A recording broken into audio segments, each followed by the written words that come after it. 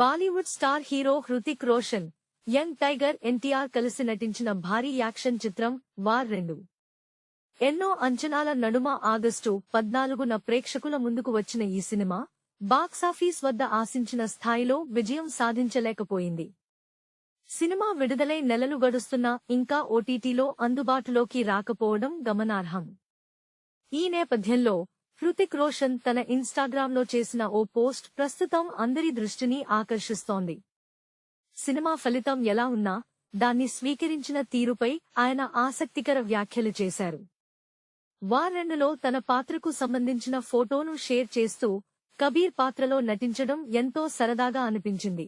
ఈ ప్రాజెక్ట్పై పూర్తి అవగాహన ఉండటంతో కష్టమైనప్పటికీ ఇష్టంగా పూర్తి చేశాను అని హృతిక్ పేర్కొన్నారు. తన వర్క్ ఫిలాసఫీని వివరిస్తూ దేన్నైనా తేలిగ్గా తీసుకోవాలి.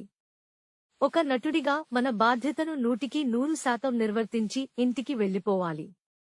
ఈ సినిమా విషయంలో నేను ఇదే సూత్రాన్ని పాటించాను అని స్పష్టం చేశారు.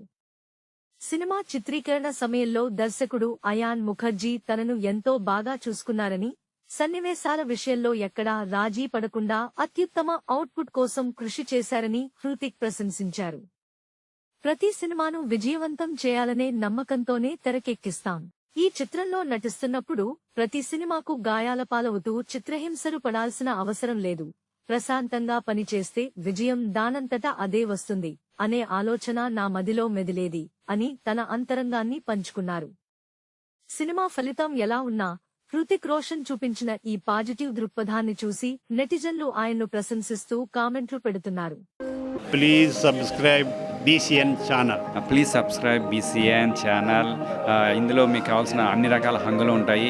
Hi, this is MM Sri Lanka. Please subscribe to BCN channel.